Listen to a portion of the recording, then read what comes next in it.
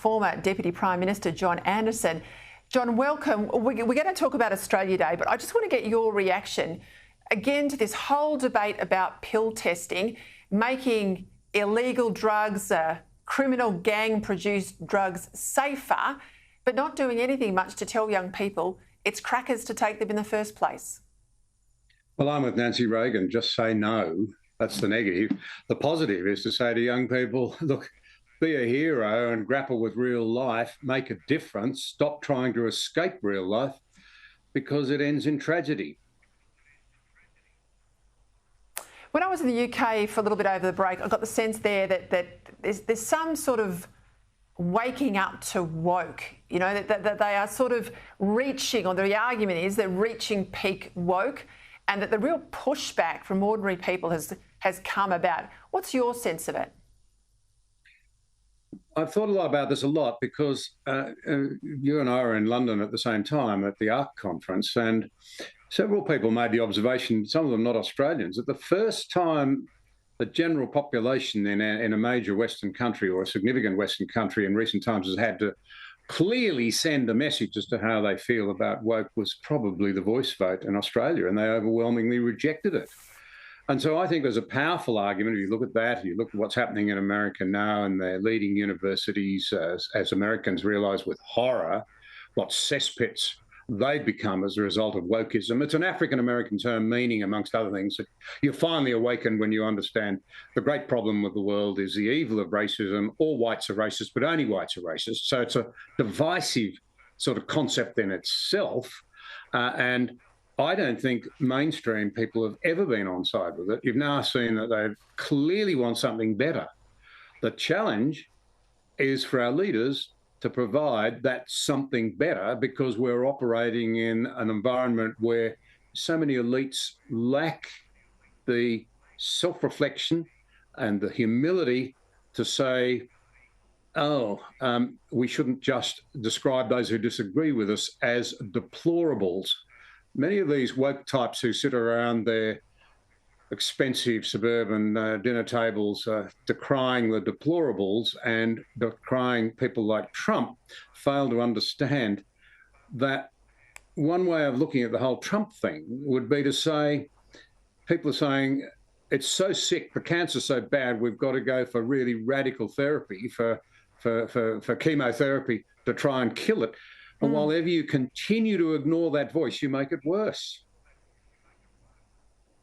Let's look at the debate about Australia Day, because it's just become a real sore, an open wound, I think, for Australians. And I know people who support Australia Day are just sick of the debate. I think that's where the left profits. They want us to be worn down. They want us to say, look, just make it go away. Okay, I don't agree with you, but let's just stop talking about it. I'll roll over and accept a date change. We know that's not the end of it with the left. There'll be no date that makes Australia and its colonial heritage acceptable. They want us to be forever ashamed of who we are. And putting aside all the debates about, you know, where you can buy the flags and the paraphernalia for the 26th of January, you know, which supermarket stocks it now, isn't this an issue about Australians losing self-confidence? Absolutely. And you're absolutely right to say that you have certain segments of, you know, if you like, an activist class who have plain objectives in mind. It's not just moving Australia Day, it's doing away with Australia Day. It's for Painters a day when we celebrate genocide. I notice Anthony Dillon very thoughtfully has written, he's never met an Australian who celebrates the idea of genocide against Indigenous people. And I think that's an important point. But what we've got here is woke capitalism or corporate wokeism. And this is what I find really worrying. Again, Anthony Dillon has some advice for them. I hope if there are any of them listening, they might read his very thoughtful and intelligent article published today. You know, we need them to take a leadership role. Now, plainly, I mean, they've really fessed up. This is not just about declining sales. Whether or not that's true, I don't know. If they're conscious of the community debate, well, that means they've heard the minority of the activists who are out of step with the bulk of Australians, which means they're out of step with the people who buy the most of their product.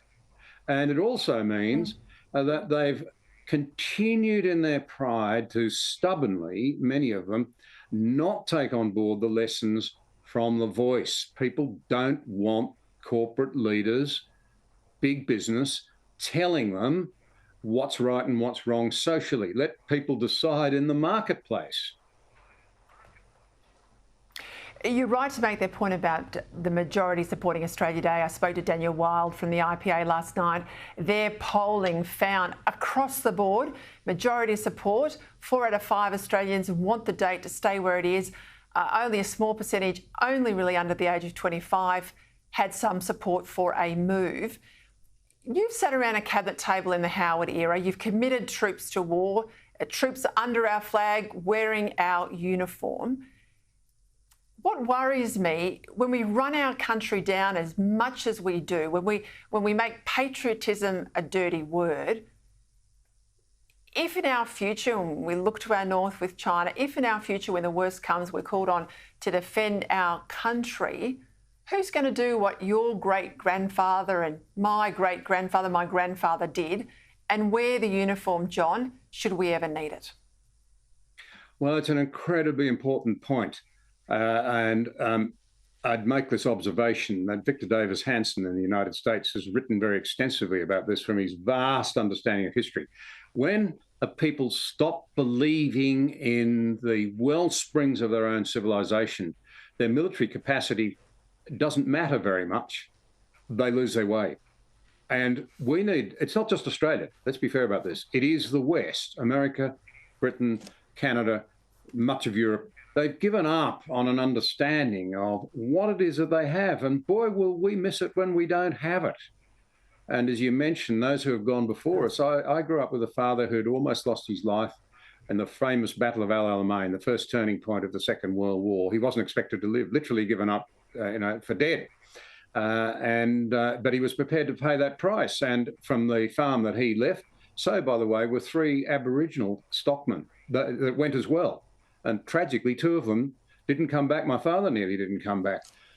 What were they doing? They were saying our way of life, looking after our vulnerable, we hear a lot of talk about that, those who can't go out and defend themselves against forces of evil who don't believe in freedom, who actually practice genocide, as a case in that war, of course. They've recognised it was worth standing against. Do we have the necessary self-belief? I will say this about under 25s. I meet the cream of them, I think, are really starting to realise what a dud they've been sold and are looking for more substance and answers. I really believe that.